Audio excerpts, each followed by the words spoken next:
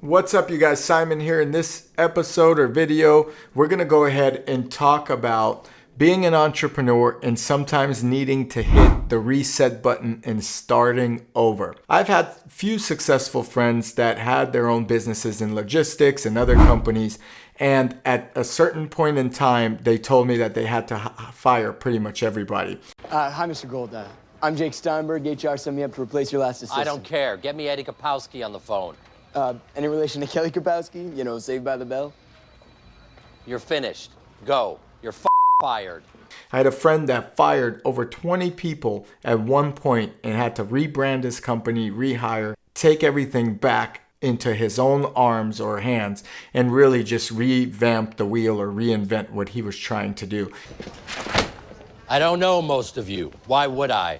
I don't deal with TV. I especially don't deal with made-for-TV movies. This is different. Vince Chase wants this for his brother Johnny. Now, we all know that Johnny Chase may have limited talent, but like a child with special needs, a real family member will stand by his side. A real family member will buy that child's way into Harvard, if that's what it takes. Vince Chase is standing by his brother, and I'm standing by both of them. Now, I want every available option on the table for how to get this film made by the end of the day. Whoever succeeds will forever be my family member. Whoever doesn't will be cleaning tanning beds in fucking Rancho Cucamonga. I'm sorry, Ari. Dana Gordon's on the phone for you. Looks like I just did your job for you. You're all fired.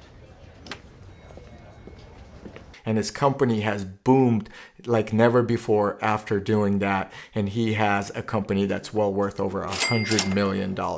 Anyway, in this episode, I'm going to go ahead and talk about why the great reset or an entrepreneur reset for your business is sometimes necessary, and why it is a good idea to get fresh blood into your company, or even take back what you used to do, maybe in a better way or in a more manageable way. And maybe you just aren't there as a leader, and by having people or letting people go, unfortunately, you would be able to resume the business that you built from the ground up yourself. So before I get into this episode, I always ask that you guys like the video, subscribe to my channel, which goes over entrepreneurial advice, finance, investments, credit cards, etc. And let's get into this video and figure out why the reset button for an entrepreneur is one of your best tools in the tool shed.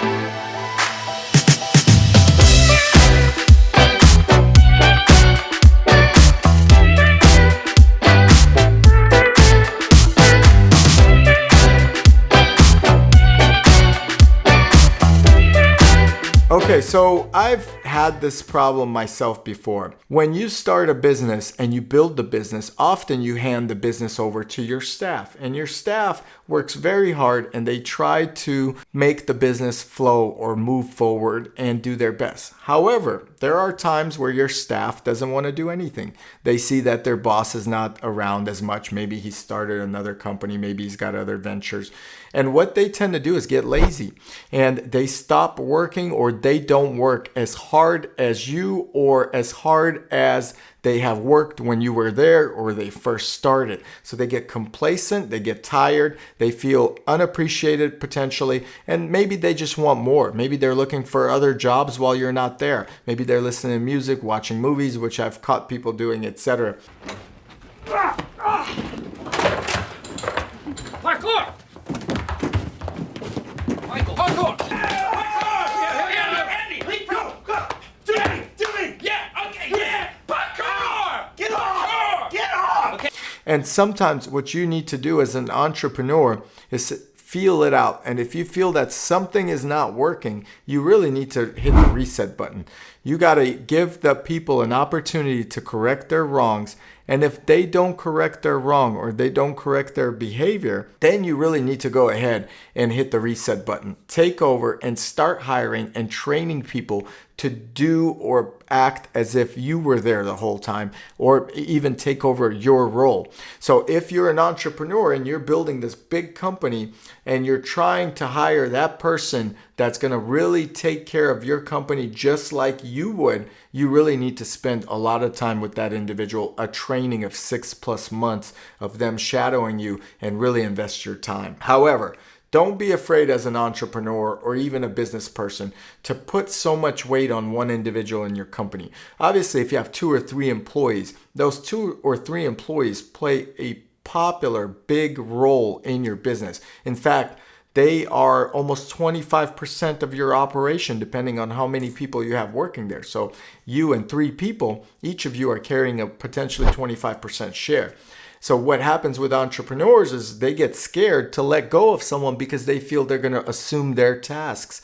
That means they're letting go of 25% of productivity. What I learned is, even though you have someone there and they're producing something, that doesn't mean that they're giving all of their time and attention to your business and your success. If you have employees that are clocking out right at the dot, leaving things unfinished, if employees are not pushing the envelope farther, if they're not being creative or trying to do more for your business, your company's not going to grow. That person's just there to click a button and maintain your business, but not really take you to that next level. So you have to ask yourself this question: are the people that I currently hire, are they going to take me to the next level? If your answer is yes, then that means there's value in that individual and you need to work with that individual. However, if there's doubt or you feel like that individual is doing the bare minimum, then obviously your business is not going to grow unless you push it and make sure they do their job. Micromanaging someone is not fun. So if you are trying to push your team consistently over the course of a year to do more and more and more, you're going to tire yourself out. It's not achievable to really have a team that you constantly have to push and be reactive to them being inactive. So keep that in mind. You want to hire people that are proactive versus reactive, and your training should be proactive. Don't assume that they're going to know everything that they do coming in and they're going to take you to that next level. Set a guideline out, a PDF of what you expect from them before even hiring them. And as they come into your job, they'll know exactly what you're going to expect from them from the beginning. Have check-ins with your employees as well to make sure that they're on course. And if you feel like they're not on course, they're not improving, don't be afraid to call that shot early. Restart by letting go of your team, your sales team, your management, whatever it may be, to kick things back into gear, because the thing that matters most is that you're bringing money back into your company and not paying people just to sit there. So employees are not going to be with you if you don't pay them. They're not your friends, they're not your family, and they're only there because you're giving them a paycheck to pay their rent. As soon as your money bleeds and that runs out and you can't afford to pay an employee, they're going to be gone 99.99% of the time. And you have to do what's best for the company. So always have people that are going to work for the company to make the company better so that you could pay the employees more. What I've seen in the past is I would hire employees and they would give a good amount of energy in the beginning only to fade away. They would fizzle down and not give you that opportunity to really grow your company. So they would literally just stalemate, not grow the company and not grow themselves as a person with the company. Now, this only or maybe only applies for smaller businesses and entrepreneurs that have probably 20 or 30 or less employees. However, don't be afraid to take a large section of your staff that is not performing and cut the cord right away so that you are not wasting any potential time in getting the proper staff that you know is going to kill it for you. So a lot of people and entrepreneurs, they hold on to that one individual for far too long,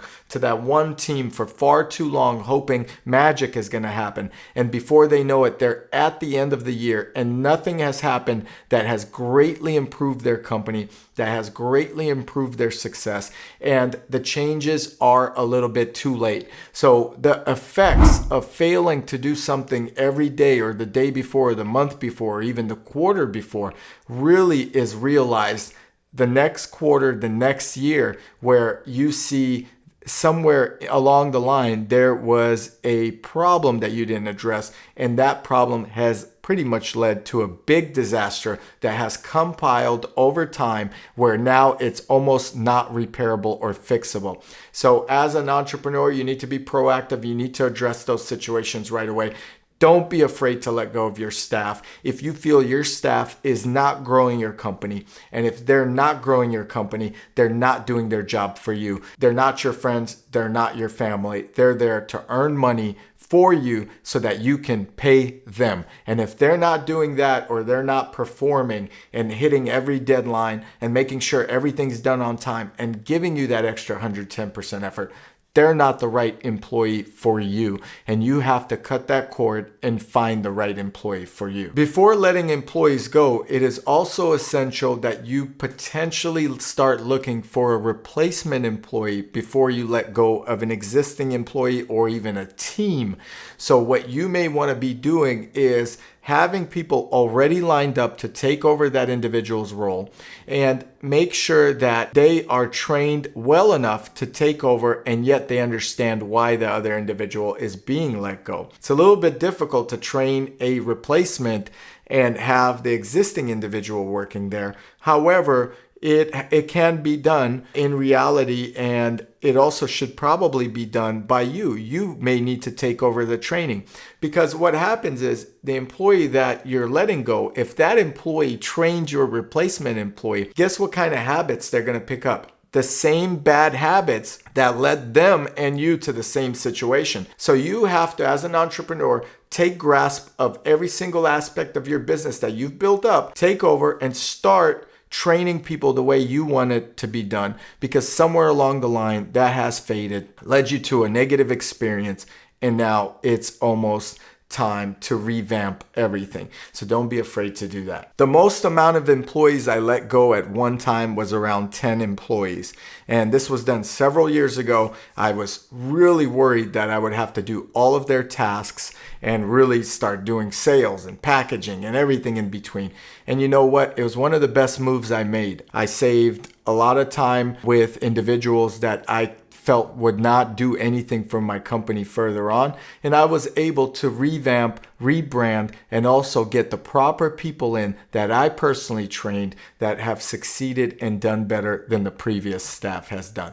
So although it's going to be more work for you, ultimately, it is a good decision, because every company needs a refresh, and every company at times needs to have that owner or founder come in and really take over and say, hey, things aren't working properly. I need to do it this way.